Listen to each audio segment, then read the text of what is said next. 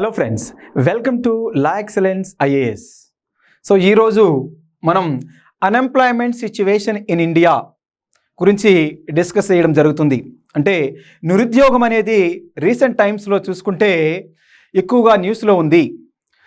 So recent ఇష్యూస్లో భాగంగానే మనకు parliament బ్రీచ్కి కూడా రీసెంట్ టైమ్స్లో కారణం ఏంటంటే నిరుద్యోగం అని తెలుస్తూ ఉంది.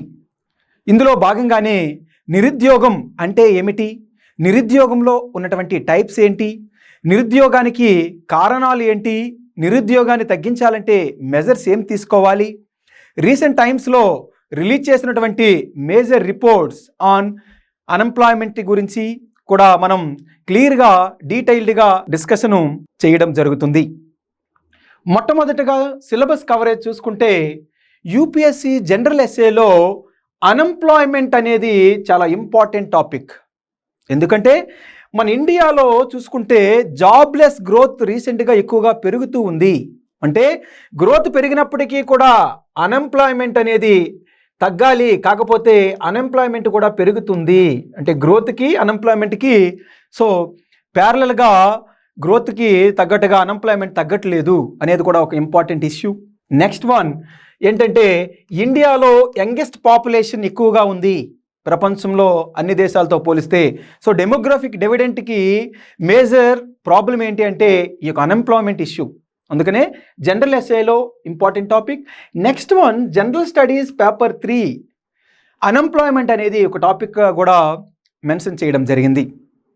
సో మొట్టమొదటిగా కంటెక్స్ట్ చూసుకుంటే unemployment is the most burning issue in the country అని చెప్పి మనకు కార్గే క్లియర్గా పార్లమెంట్లో మెన్షన్ చేయడం జరిగింది. రాహుల్ గాంధీ కూడా unemployment reason behind the parliament breach, recent attack అనేది ఈ యొక్క అన్ఎంప్లాయ్మెంట్ వల్లనే జరిగిందని చెప్పేసి కూడా అందరూ క్రిటిసైజ్ చేయడం జరుగుతుంది ఎగ్నెస్ట్గా గవర్నమెంట్కి. మొట్టమొదటిగా అన్ఎంప్లాయ్మెంట్ అంటే ఏమిటో చూద్దాం. అన్ఎంప్లాయ్మెంట్ అనేది ఒక సిచ్యువేషన్ ఎలా క్రియేట్ అవుతుందంటే ఒక individual person is able but is unable to get the job. అంటే అతనికి సామర్థ్యం ఉన్నప్పటికీ కూడా జాబ్ దొరకకపోతే అదే సిచ్యువేషన్ని మనం నిరుద్యోగం లేదా అన్ఎంప్లాయ్మెంట్ అంటాం. సో ఎగ్జామినేషన్ పాయింట్ ఆఫ్ వ్యూలో మెయిన్స్లో రాసేటప్పుడు మనం ఇంట్రడక్షన్లో భాగంగా మనం మేజర్ ఇన్స్టిట్యూషన్స్ ఇచ్చే డెఫినేషన్స్ రాస్తే మనకు ఎగ్జామ్లో ఆన్సర్ అనేది కొంచెం బ్యూటీ అనేది కనిపిస్తుంది. అందులో భాగంగానే మనకు ఐఎల్ఓ ఇచ్చినటువంటి డెఫినేషన్ ఏంటంటే simple definition, those who are deprived of the job, those who are out of the job, those who are seeking for the job. అలాంటి సిచ్యువేషన్నే మనం అన్ఎంప్లాయ్మెంట్ అంటాం. ఈ డెఫినేషన్ మనం యూజ్ చేయాలి మెయిన్స్ ఆన్సర్ రైటింగ్లో భాగంగానే. సో నెక్స్ట్ మనకు అన్ఎంప్లాయ్మెంట్ ఏంటో తెలిసింది. సో ఇందులో ఉన్నటువంటి టైప్స్ ఏంటి, unemployment types in India especially చూసుకుంటే మేజర్గా disguised unemployment in India, seasonal, cyclical, technological, at the same time structural, frictional unemployments అనేవి మన ఇండియాలో కనిపిస్తూ ఉంటాయి.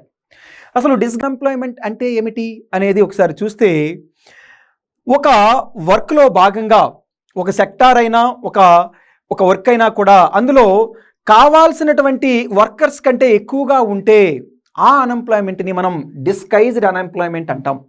అంటే వ్యవసాయ రంగం తీసుకుంటే కావాల్సినటువంటి వర్క్కి 2 మెంబర్స్ సరిపోతారు, కాకపోతే ఆ ఫ్యామిలీ మెంబర్స్ ఉన్నటువంటి 5 to 6 మెంబర్స్ ఆ వర్క్లో పాల్గొనడం జరుగుతుంది.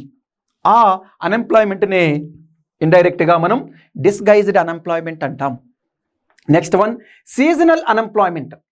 సీజనల్ మీన్స్ సీజన్స్కి మార్పులకు అనుగుణంగానే కొన్ని రంగాలు చూసుకుంటే ఫర్ ఎగ్జాంపుల్ వ్యవసాయ రంగం సమ్మర్ సీజన్లో ఎక్కువగా పంటలు అనేవి పండవు. ఆ టైంలో అగ్రికల్చరల్ లేబరర్స్ అనేవాళ్ళు ఎక్కువగా అన్ఎంప్లాయీస్గా అవ్వడం జరుగుతుంది. అందుకనే ఈ అన్ఎంప్లాయ్మెంట్ని సీజనల్ అన్ఎంప్లాయ్మెంట్ అంటాం. Next one structural unemployment. Structural unemployment అంటే ఏంటి అంటే ఇక్కడ మనకున్నటువంటి యాస్పిరెంట్స్ అంటే ఎవరైతే జాబ్ కావాలని ఉంటారో వాళ్ళు, ఇక్కడ ఉన్నటువంటి ఇండస్ట్రీ మధ్యన ఉన్నటువంటి మిస్ మ్యాచ్ ఆఫ్ ద స్కిల్లింగ్స్ అంటే ఇండస్ట్రీకి కావాలటువంటి స్కిల్స్ మనకు జాబ్ సీకర్స్ దగ్గర లేకపోతే ఆ అన్ఎంప్లాయ్మెంట్ సిచ్యువేషన్ని మనం స్ట్రక్చరల్ అన్ఎంప్లాయ్మెంట్ అంటాం. Next one cyclical unemployment. ఈ సైక్లికల్ అన్ఎంప్లాయ్మెంట్లో భాగంగా మనం చూసుకుంటే జనరల్గా బిజినెస్ సైకిల్ ఉంటుంది, బిజినెస్ ఎకనామిక్ సైకిల్లో భాగంగా. సో ఇక్కడ ఎకానమీ బిజినెస్ సైకిల్లో భాగంగా ఏ ఎకానమీ అయినా కూడా ఈ సైకిల్ ఫాలో అవుతుంది. ఇక్కడ ఉన్నటువంటి ఎక్స్పాన్షన్ పీక్ రేట్స్కి రీచ్ అవుతుంది ఎకానమీ ఒక స్టేజ్లో, సమ్ టైమ్స్ రిసెషన్కి వెళ్తుంది, సమ్ టైమ్స్ మనకు డిప్రెషన్ కూడా చూస్తుంది, అగైన్ మళ్ళీ సేమ్ కరువుకి వెళ్తూ ఉంటుంది. అంటే రీసెంట్ టైమ్స్లో మీరు చూసుకుంటే ఈ యొక్క బిజినెస్ సైకిల్లో భాగంగానే సో ఇండియాలో కరోనా టైంలో రిసెషన్ని చూసాం. సో ఆటోమేటిక్గా ఈ టైంలో అన్ఎంప్లాయ్మెంట్ అనేది ఎక్కువగా ఉంటుంది. కరోనాలో భాగంగానే ఎంతోమంది వ్యక్తులు ఈ యొక్క జాబ్స్ని లాస్ అవ్వడం జరిగింది. సో సమ్ టైమ్స్ మీన్స్ ఇది సైక్లికల్ అన్ఎంప్లాయ్మెంట్ కింద భాగంగా వస్తుంది. Next one technological unemployment. ఇండియాలో టెక్నాలజికల్ అన్ఎంప్లాయ్మెంట్ అనేది ఎక్కువగా ఉంటుందని వరల్డ్ బ్యాంక్ క్లియర్గా మెన్షన్ చేయడం జరిగింది. సో వరల్డ్ బ్యాంక్ ఏం చెప్తుందంటే ఇండియాలో ఉన్నటువంటి మేజర్ వర్కర్స్ ఏంటంటే అన్స్కిల్డ్, సెమీ స్కిల్డ్ లేబర్స్ అంట. సో అంటే రీసెంట్ టెక్నాలజికల్ రెవల్యూషన్లో భాగంగా artificial intelligence, block chain technology, cloud computing లాంటి కొత్త టెక్నాలజీస్ వచ్చేటప్పటికీ ఈ కన్వెన్షనల్ మెథడ్స్లో ఉన్నటువంటి అన్స్కిల్డ్, సెమీ స్కిల్డ్ లేబర్స్ అనేది లాస్ అవుతారు జాబ్ని.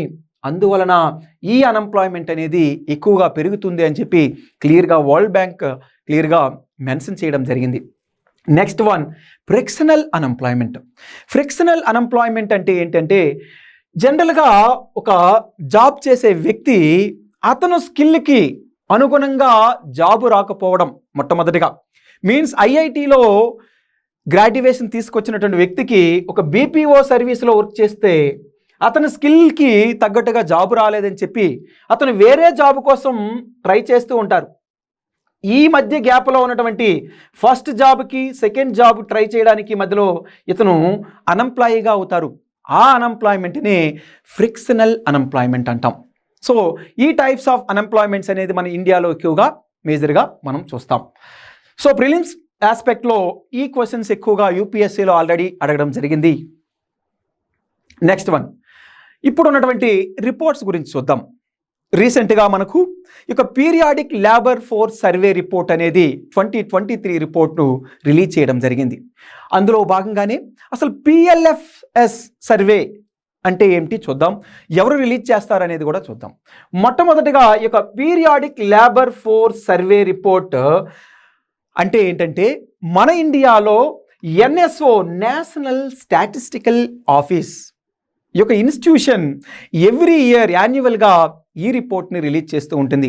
ఇది authenticated report on unemployment rates ఎలా ఉన్నాయి, పీరియాడిక్ లేబర్ ఫోర్స్ రేట్స్ ఎలా ఉన్నాయి, at the same time work population ratio ఎలా ఉంది అనే మేజర్ పారామీటర్స్ గురించి ఈ రిపోర్ట్స్ ప్రతి సంవత్సరం ఇవ్వబడుతుంది. ఈ రిపోర్ట్ని మొట్టమొదటిగా 2017లో ఈ రిపోర్ట్ని స్టార్ట్ చేయడం జరిగింది.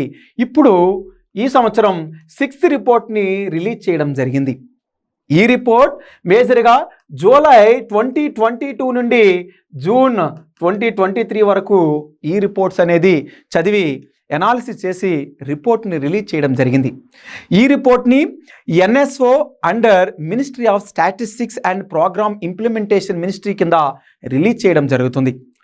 ఈ రిపోర్ట్లో భాగంగానే పీరియాడిక్ లేబర్ ఫోర్స్ సర్వే ప్రకారం ఈ రిపోర్ట్స్లో అసలు రిపోర్ట్ని మెజర్మెంట్ అన్ఎంప్లాయ్మెంట్ని ఎలా మెజర్ చేస్తారు, ఏ పారామీటర్స్ని తీసుకుంటారు అనే దానికోసం మనం ఒకసారి డిస్కస్ చేద్దాం. సో ఈ రిపోర్ట్లో భాగంగా ఈ యొక్క periodic labour force survey report ఏదైతే రిపోర్ట్ ఉందో ఈ రిపోర్ట్లో మేజర్గా 3 కాంపోనెంట్స్ని హైలైట్ చేస్తుంది.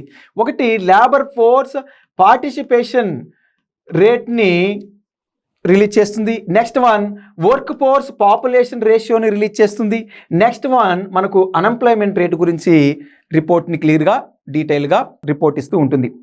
సో ఇందులో భాగంగానే అన్ఎంప్లాయ్మెంట్ రేట్ని ఎలా మెజర్ చేస్తారు, ఏ స్టేటస్ పైన ఈ మెజర్మెంట్ ఉంటుంది అనేది ఒకసారి చూద్దాం. జనరల్గా అన్ఎంప్లాయ్మెంట్ స్టేటస్కి చూస్తే మనం 2 వేస్లో అన్ఎంప్లాయ్మెంట్ని మెజర్ చేస్తాం.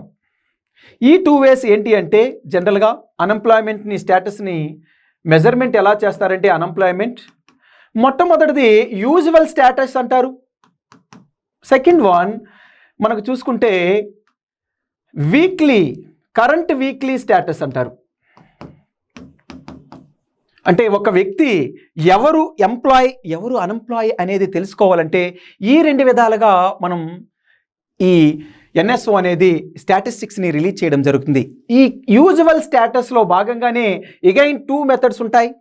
ఒకటి ప్రిన్సిపల్ యూజువల్ స్టేటస్ అని, నెక్స్ట్ వన్ మనం చూసుకుంటే సబ్సిడరీ ఎకనామిక్ యాక్టివిటీ స్టేటస్ అనేది ఉంటుంది.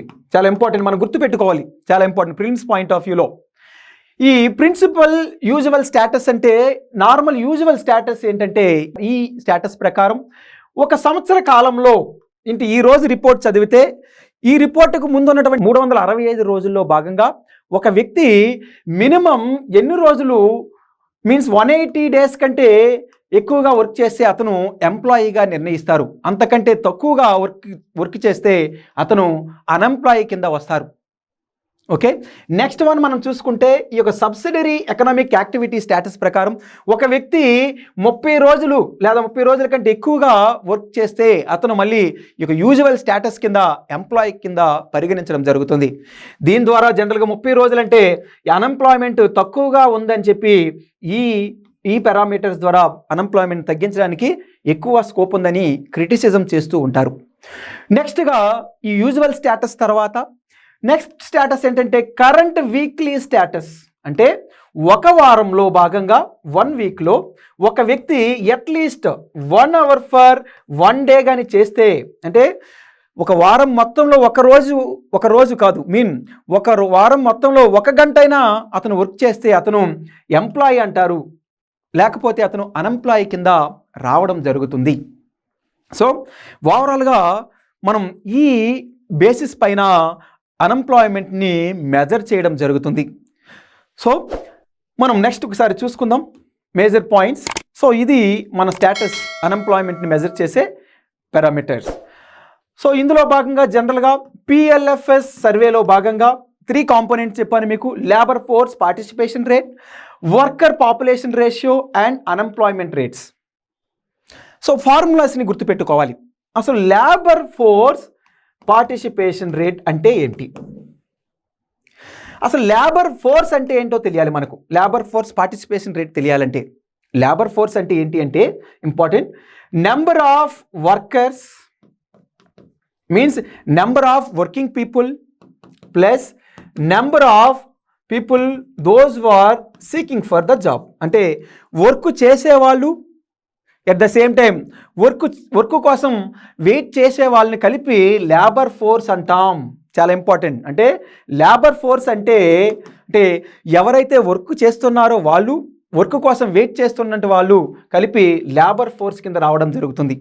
అంటే ఈ లేబర్ ఫోర్స్ అంటే ఒక ఏజ్ అనేది మోర్ దెన్ 15 ఇయర్స్ కంటే ఎక్కువగా ఉన్నటువంటి వ్యక్తి, 15 to 59 ఇయర్స్ కింద మధ్యలో గ్యాప్లో ఉన్నటువంటి వ్యక్తిని మనం, సో వర్కింగ్ ఏజ్ పాపులేషన్లో ఉన్నటువంటి వ్యక్తులకి ఎవరైతే వర్క్ చేసేవాళ్ళు, వర్క్ కోసం వెయిట్ చేసే వాళ్ళని మనం లేబర్ ఫోర్స్ అంటాం. First point. Next one, labour force participation rate అంటే ఓవరాల్గా number of employed persons work చేసేవాళ్ళు, number of unemployed persons by working age population into 100. Simple. Second one, worker population ratio. Worker means working చేసేవాళ్ళు, అంటే working చేసేవాళ్ళు means number of working population by total population, that means working age population into 100. Simple. Next one ఫైనల్గా unemployment ratio, unemployment rate. Unemployees means number of అన్ఎంప్లాయీ persons by labour force కానీ తీసుకుంటే into 100 పెడితే ఇది unemployment rate అనేది వస్తుంది. అంటే unemployees రేట్ని మనం ఎప్పుడు ఓవరాల్ ఇండియన్ పాపులేషన్ తీసుకోం, వర్కింగ్ ఏజ్ పాపులేషన్ తీసుకుంటాం. సో ఓవరాల్గా means labour force number of unemployees in labour ఫోర్స్లో భాగంగా మనం అన్ఎంప్లాయ్మెంట్ రేట్ని కనుక్కోవడం జరుగుతుంది. అయితే రీసెంట్గా ఈ రిపోర్ట్స్లో పిఎల్ఎఫ్ఎస్ సర్వే ఈ 2022 to 2023లో చూసుకుంటే మేజర్గా మనకు ఈ యొక్క మొట్టమొదటి టేబుల్ ఐడెంటిఫై చేసేది యూజువల్ స్టేటస్, అంటే సంవత్సర కాలంలో 365 రోజులుగా వర్కింగ్ డేస్లో చూసుకుంటే అందులో రిపోర్ట్ ప్రకారం అన్ఎంప్లాయ్మెంట్ రేషియో ఎలా ఉంది, లేబర్ ఫోర్స్ పార్టిసిపేషన్ రేషియో ఎలా ఉంది, next one worker population ratio ఎలా ఉందో ఒకసారి చూద్దాం. ఇది యూజువల్ స్టేటస్ పైన ఉన్నటువంటి report, first report. Second one అనేది మనకు కరెంట్ వీక్లీ స్టేటస్ పైన రిలీజ్ చేస్తున్నటువంటి రిపోర్ట్. ఈ రెండు పారామీటర్ని కూడా మనం గుర్తుపెట్టుకోవాల్సిన అవసరం ఉంది ఎగ్జామ్కి. మెయిన్స్ పాయింట్ ఆఫ్ వ్యూలో రాసేటప్పుడు అంటే అర్బన్కి రూరల్కి ఎలా ఉంది, ఎట్ ద సేమ్ టైం మేల్కి ఫిమేల్కి డిఫరెన్స్ ఎలా ఉంది. నెక్స్ట్ వన్ మనకి ఇక్కడ వర్కర్ పాపులేషన్ రేషియో కూడా డిఫరెన్సెస్ని 2021 to 22, 2022 to 23ని కంపేర్ చేసుకోవాల్సిన అవసరం చాలా ఉంది ప్రిలిమ్స్ యాజ్ వెల్ యాజ్ మెయిన్స్కి. మొట్టమొదటిగా చూసుకుంటే ఈ యొక్క లేబర్ ఫోర్స్ పార్టిసిపేషన్ రేట్లో భాగంగానే మనం total labour force participation rate ఎంత ఉందంటే వర్క్ చేసేవాళ్ళు, వర్క్ కోసం వెయిట్ చేసేవాళ్ళు 57.9%. లాస్ట్ ఇయర్తో పోలిస్తే దగ్గరగా అరౌండ్ 8% రైజ్ అయ్యింది. మ్యాక్సిమం కాంపోనెంట్స్ అన్నీ కూడా పెరిగాయి కనుక చాలా చాలా important. So labour force participation rate, worker population ratio అన్ని ఫ్యాక్టర్స్ పెరిగాయి, means increased. Unemployment rate means decreased. So ఈ లాస్ట్ ఫ్యాక్టర్స్ అంతా కూడా అన్ఎంప్లాయ్మెంట్ రేట్స్ అన్నీ కూడా తగ్గాయి అనేది గుర్తుపెట్టుకోవాలి, మొట్టమొదటి పాయింట్. నెక్స్ట్ వన్, రూరల్ ఏరియాస్లో మనకు లేబర్ ఫోర్స్ పార్టిసిపేషన్ రేట్ ఎలా ఉంది, అర్బన్ ఏరియాస్లో ఎలా ఉంది అనేది పాయింట్ చూసుకోవాలి. రూరల్ ఏరియాస్లో 60 ఉంది labour force participation rate, and urban ఏరియాస్లో 50% ఉంది. నెక్స్ట్ పాయింట్ చూసుకుంటే మేల్లో 78.5, ఫిమేల్లో 37.0.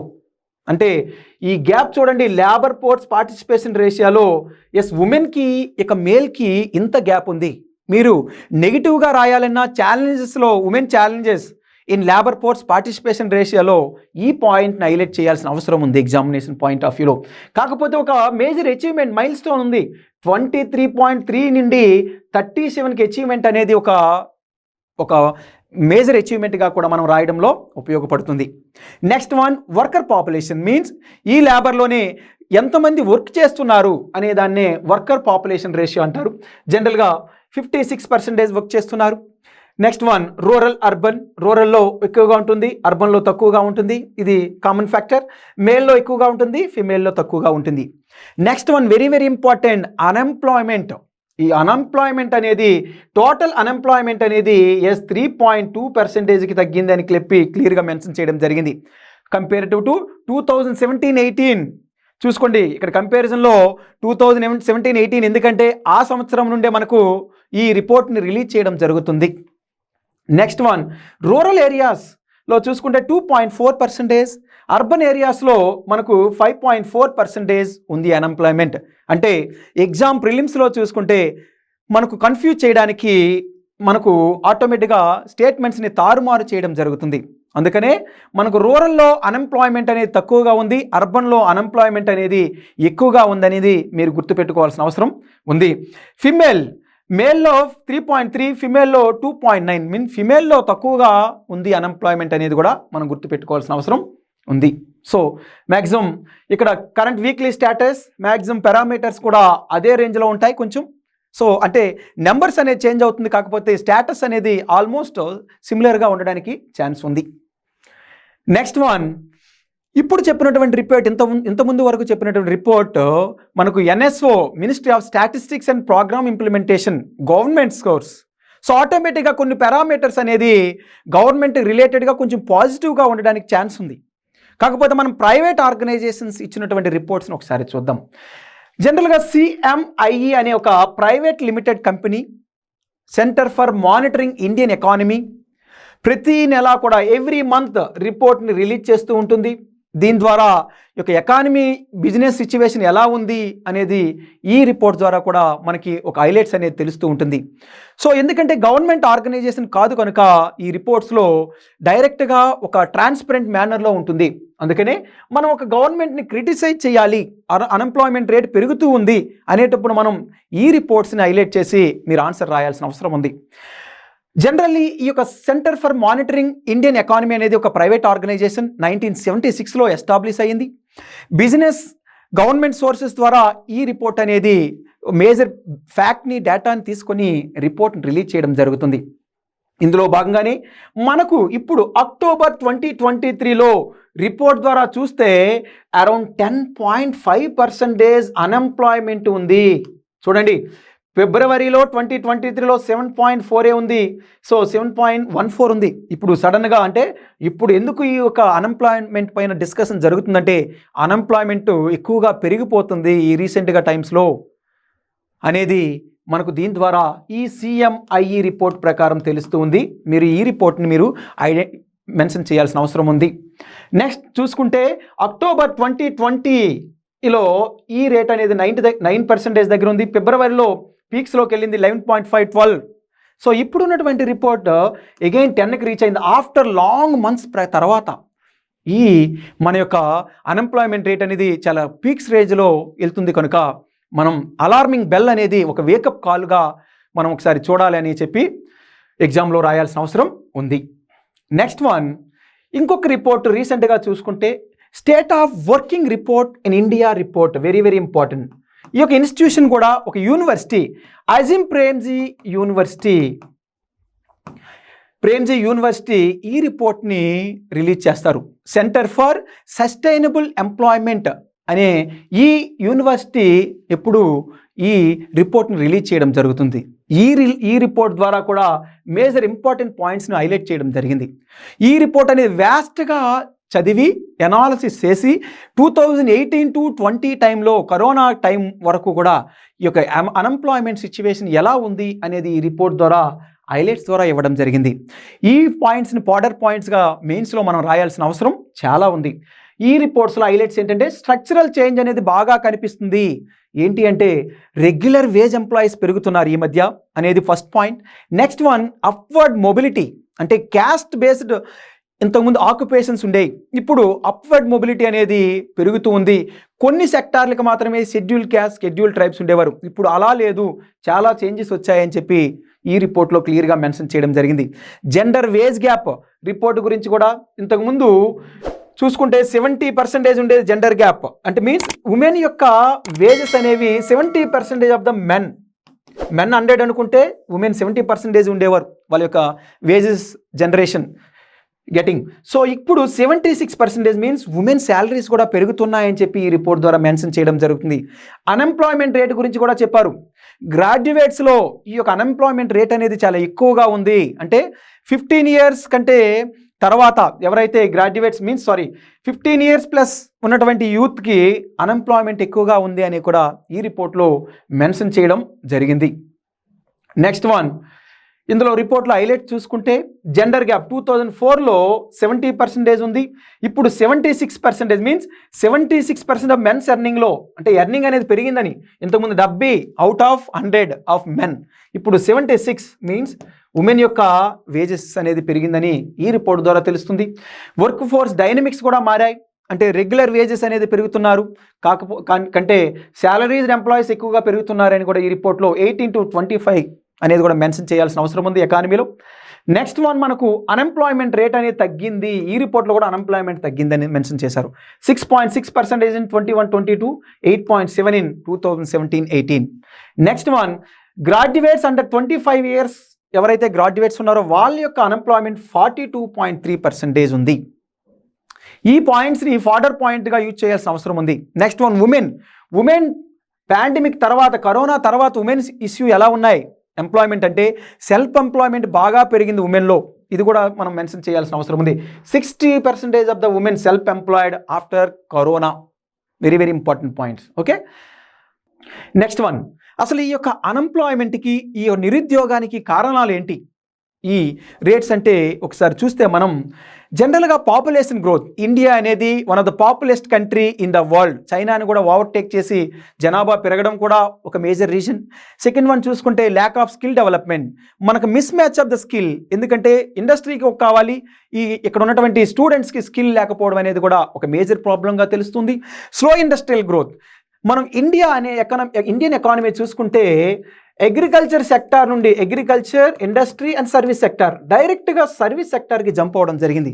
అంటే మ్యానుఫ్యాక్చరింగ్ ఇండస్ట్రీ అనేది తక్కువగా ఉంది, కాకపోతే ఇండస్ట్రీ సెక్టార్లోనే ఎంప్లాయ్మెంట్ జనరేషన్ ఎక్కువగా ఉంటుంది. సో ఇది కూడా ఇండస్ట్రీ గ్రోత్ అనేది చాలా స్లోగా ఉండడం మేజర్ అన్ఎంప్లాయ్మెంట్ పెరగడానికి కారణం అని చెప్తున్నారు. అగ్రికల్చరల్ డిపెండెన్సీ, ఇండియాలో ఈ డిస్గైజ్డ్ అన్ఎంప్లాయ్మెంట్, అగ్రికల్చర్లో 60% ఆఫ్ ద పీపుల్ డిపెండ్ అవుతున్నారు. కాకపోతే అక్కడ ఉన్నటువంటి జనరేట్ చేసే ఎకానమీ తక్కువ. ఇది కూడా one of the major reason unemployment పెరగడానికి అనేది ఒక కాంపోనెంట్. టెక్నాలజికల్ అడ్వాన్స్మెంట్, ఇప్పుడు ఉన్నటువంటి టెక్నాలజీ అంతా ఐటీ రిలేటెడ్ ఇండస్ట్రీ కావచ్చు, ఏ యొక్క సెక్టార్ అయినా కూడా టెక్నాలజీ లేకుండా మనకు వర్క్ అనేది జరగట్లేదు. అంటే అండర్ డిజిటల్ ఇండియా చూసుకోండి, ఏ సెక్టార్లో అయినా కూడా మనకు టెక్నాలజీ పెరిగే కొద్దీ స్కిల్డ్, సెమీ స్కిల్డ్, అన్స్కిల్డ్ అంతా కూడా జాబులు లాస్ అవుతున్నారు. ఇది కూడా ఒక రీజన్. అంటే అప్స్కిల్లింగ్, రీస్కిల్లింగ్ చేస్తేనే ఎంప్లాయ్మెంట్ దొరుకుతుంది. ఎకనామిక్ డిస్పారిటీస్, ఉత్తరప్రదేశ్, బీహార్ కొన్ని స్టేట్స్లో ఇన్ఫ్రాస్ట్రక్చర్ లేదు, కావాల్సినటువంటి ఇన్వెస్ట్మెంట్ని అట్రాక్ట్ చేయడానికి అక్కడ ఉన్నటువంటి పాలసీ సపోర్ట్ చేయట్లేదు. ఈ డిస్పారిటీస్ ఉండడం ద్వారా కొన్ని స్టేట్స్ అన్ఎంప్లాయ్మెంట్ ఎక్కువగా ఉంది అని చెప్పి ఒక కాంపోనెంట్స్ అనేది చెప్తూ ఉంది. ఇన్అడక్వేట్ ఎడ్యుకేషన్ సిస్టమ్, అసలు క్వాలిటీ ఎడ్యుకేషన్ లేదు, వొకేషనల్ ఎడ్యుకేషన్ లేదనేది one of the major point అనేది కూడా తెలుస్తూ ఉంది. నెక్స్ట్ వన్, అసలు మెజర్స్ ఏం కావాలి అన్ఎంప్లాయ్మెంట్ని తగ్గించాలి అంటే? మేజర్గా మనం చూసుకుంటే మన మెయిన్స్ పాయింట్ ఆఫ్ వ్యూలో చూసుకుంటే మనకి ఏవైతే ఛాలెంజెస్ ఉన్నాయో వాటికి కొంచెం ఎడిషనల్గా పాయింట్స్ని చూసుకుంటే చాలు, మెజర్స్ కూడా లింక్ అయ్యి ఛాలెంజెస్కే ఉంటాయి. సో ఫర్ ఎగ్జాంపుల్ చూసుకుంటే control of population growth, as population పెరిగిందని ఛాలెంజెస్లో చెప్పాం, మెయిన్స్లో ఎస్ కంట్రోల్ అనేది తగ్గించడం కూడా అక్కడే చేయాలి. నెక్స్ట్ వన్ మనకి ఎంఎస్ఎంఈ సెక్టార్, ఎక్కువ అగ్రికల్చర్ సెక్టార్ తర్వాత అతి ఎక్కువగా ఎంప్లాయ్మెంట్ జనరేషన్ చేసే సెక్టార్ ఏంటంటే MSME, micro small and medium enterprises. So ఈ సెక్టార్ని ప్రోత్సాహకాలు ఇవ్వాలి. Next one employment, special employment ప్రోగ్రామ్స్ని జనరేట్ చేయాలి. నెక్స్ట్ వన్ సెల్ఫ్ ఎంప్లాయ్మెంట్ని ప్రోగ్రామ్ డెవలప్ చేయాలి, స్టార్టప్ని ఎక్కువగా డెవలప్ చేయాలి. At the same time human రిసోర్స్ని ప్లాన్ చేయాలి. ఎడ్యుకేషన్ సెక్టార్లో రిఫార్మ్స్ తీసుకురావాలి. నెక్స్ట్ వన్ మనకి ఇన్ఫ్రాస్ట్రక్చర్ ఇంప్రూవ్మెంట్ని చేయాలి. ఇలాంటి అగ్రికల్చర్ సెక్టార్లో టెక్నాలజీ ఇండక్ట్ చేయాలి అనే ఇవన్నీ కూడా రిఫార్మ్స్ తీసుకొస్తే అన్ఎంప్లాయ్మెంట్ తగ్గడానికి ఎక్కువగా ఛాన్స్ ఉంది. ఒక డెమోగ్రాఫిక్ డివిడెంట్ని ఒక ఛానలైజ్ చేసి మన ఇండియాని ఒక సూపర్ పవర్ వైపు మళ్లించడానికి కూడా ఈ రిఫార్మ్స్ ద్వారా అయ్యే ఛాన్స్ ఉంది. అంటే ఇండియా బై 2047కి వికసిత్ భారత్ బై 2047 అనే ఒక సంకల్పంతో ఇండియా వెళ్తుంది. అంటే 2047కి డెవలప్డ్ కంట్రీగా అవ్వాలనేది మన యొక్క గోల్. అట్లాంటప్పుడు ఈ యొక్క మెజర్స్ అన్ని తీసుకుంటే డెఫినెట్లీగా అన్ఎంప్లాయ్మెంట్ తగ్గుతుంది, గ్రోత్ పెరుగుతుంది. జాబ్లెస్ గ్రోత్ నుండి జాబ్ విత్ గ్రోత్ అనే ఒక మన ఇండియన్ ఎకానమీ అనేది ఎదిగే ఛాన్స్ అనేది ఉంది. సో నేను అడిగే క్వశ్చన్స్ ఏంటి అంటే, జనరల్గా మనకు ఎన్ఎస్ఓ, నేషనల్ స్టాటిస్టిక్స్ ఆఫీస్ అనే ఇన్స్టిట్యూషన్, 2 ఆర్గనైజేషన్స్ మెర్జ్ అయ్యి ఈ యొక్క ఇన్స్టిట్యూషన్ అనేది ఇప్పుడు ఫామ్ అయింది ఇన్ 2019. అసలు ఏ ఇన్స్టిట్యూషన్ కలిపి ఇప్పుడు నేషనల్ స్టాటిస్టికల్ ఆఫీస్ కింద పనిచేస్తున్నాయో ఒకసారి మీరు ఆన్సర్ చేయండి. నెక్స్ట్ వన్ ఐఎల్ఓ అనేది చాలా ఇంపార్టెంట్ ఇన్స్టిట్యూషన్. ఈ యొక్క అన్ఎంప్లాయ్మెంట్, వర్కర్స్, వేజెస్ గురించి, లేబర్ గురించి మాట్లాడే ఇన్స్టిట్యూషన్. ఈ యొక్క ఐఎల్ఓ రిలీజ్ చేసే రిపోర్ట్ని ఒకసారి మెన్షన్ చేయండి. Next one prelims question. ఈ ప్రిలిమ్స్ క్వశ్చన్ అనేది మనకు PLFS సర్వే కింద ఇవ్వడం జరిగింది. ఒకసారి ఈ ఆన్సర్ని మీరు పోస్ట్ చేయండి, చాలా important question. Mains question, discuss the employment scenario of India and what measures can be taken to tackle this unemployment wave. నేను చెప్పినటువంటి మెజర్సే కాకుండా ఇన్నోవేటివ్ మెజర్స్, బికాజ్ మీరు ఫ్యూచర్ అడ్మినిస్ట్రేటర్స్ కనుక న్యూ థాట్స్తో, న్యూ ప్రోగ్రామ్స్తో మీ యొక్క సజెషన్స్ కూడా ఇందులో పోస్ట్ చేయాల్సిన అవసరం ఉంది. అంటే మీన్స్ మెజర్స్లో మన యొక్క ఐడియాలజీని కూడా మనం ఇంక్లూడ్ చేయాల్సిన అవసరం ఉంది. Okay friends, thank you so much.